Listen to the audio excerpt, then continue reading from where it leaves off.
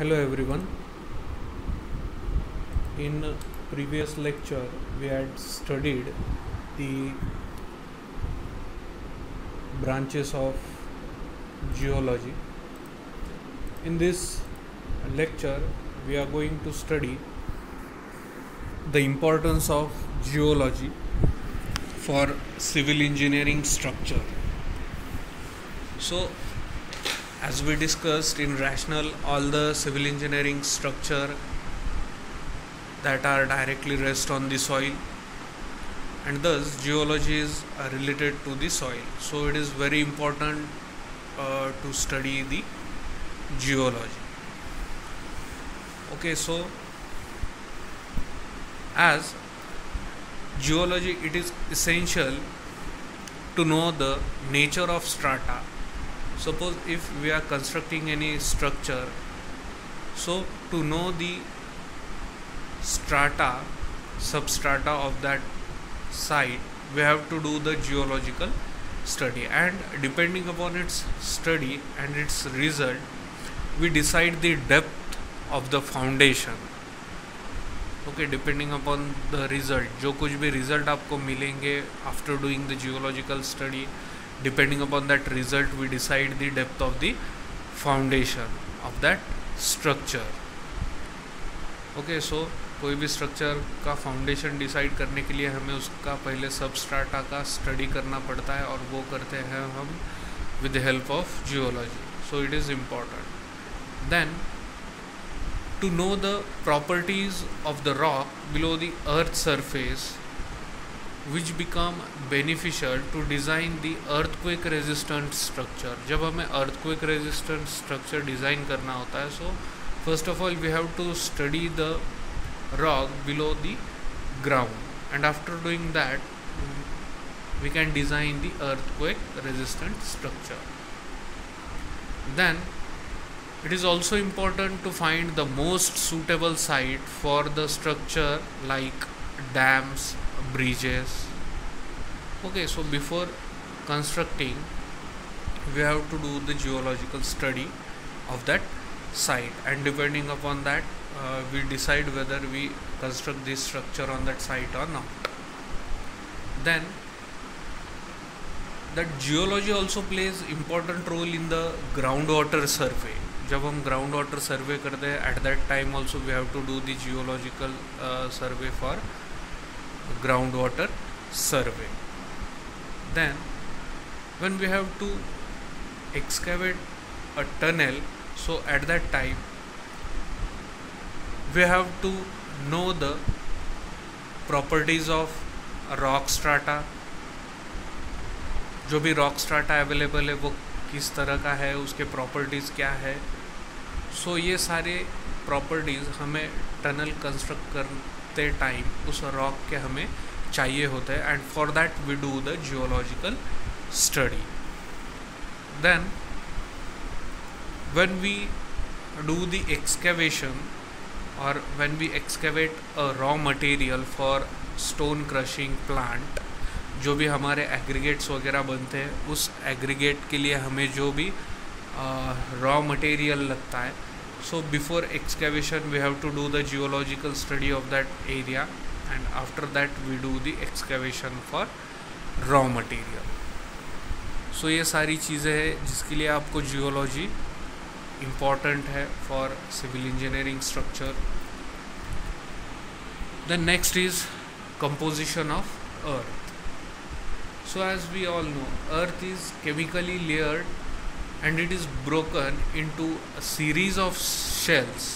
हमारा जो अर्थ फॉर्म हुआ है वो बहुत सारे शेल्स से हुआ है, जिसका कंपोजिशन, डेंसिटी एंड इलास्टिसिटी ये टोटली डिफरेंट है. और जो हमारा अर्थ फॉर्म हुआ है, it is form in different state, that is solid, liquid and gaseous state.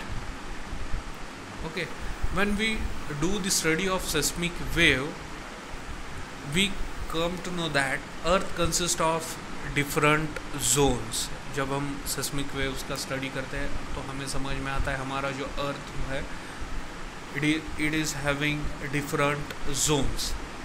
So as seismic waves travel into the earth interior, they are subjected to change in velocity depending upon the material of the zone. जैसे ही zone का material change होगा वैसे ही seismic waves की velocity भी क्या हो जाएगी, चेंज हो जाएगी. Then the internal structure of earth is divided as crust, mantle and core. Earth का जो इंटीरियर है उसको 3 पार्ट्स में डिवाइड किया गया है. Let's see the diagram of earth interior. At the top you can see the crust, then below the crust there is mantle, below the mantle there is core. Here you can see the diagram for it. And let's see first crust. The outer superficial layer of the earth, it is known as crust. बाहेरचा जो काही portion आहे that is called as crust. Then it is extended down to 30 to 40 kilometer beneath continents and about 10 kilometer beneath the ocean. Then at the bottom of the crust, the velocity of the earthquake waves increases abruptly as they enter into a denser layer called mantle. जैसे ही earthquake waves नीचे जाएंगे और जैसे ही वो denser layer में enter करेंगे, so that velocity of that waves increase abruptly. और वो जो डेंसर लेयर है that is mantle. Then in the continental, the outer superficial in the continental region, the crust can be divided into 2 layers. So first is the upper layer, which is less dense and having specific gravity of 2.65 and granitic in character, and it is also known as Sial, while the lower layer, which is basaltic in character having specific gravity of 3, is known as Sima. The term Sial represents the rock rich in silica and alumina, and the term Sema represents rocks containing silica and magnesia. So under oceans only Sema layers is found and a Sial layer is absent. Then the mantle is located beneath the earth crust and has a thickness of about 2900 km. And again the mantle is divided into 2 layers, that is upper layer and lower layer. The boundary between this is near about 700 km depth. So this was the mantle. And next is core. The boundary between the mantle and the core is at a depth of about 2900 km, and the boundary is marked by an abrupt reduction in the velocity of P waves as well as by the disappearance of the S waves. Here in the diagram you can see that as the S waves enters from the mantle and as they are going in the core, you can see here they are not just passing through the core. Here from this the core starts. Okay.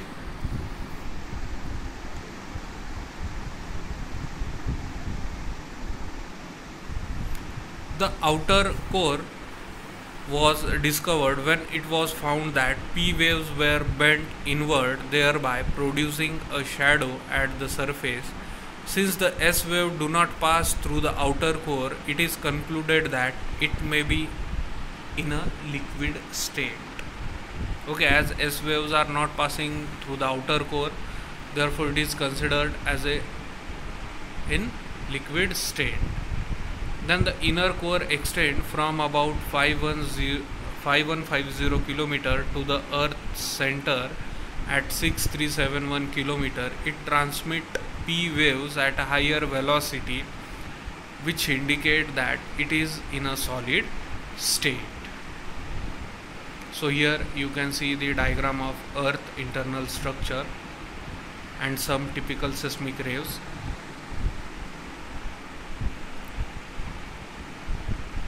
Okay, so is there any problem, then you can contact on the given contact number.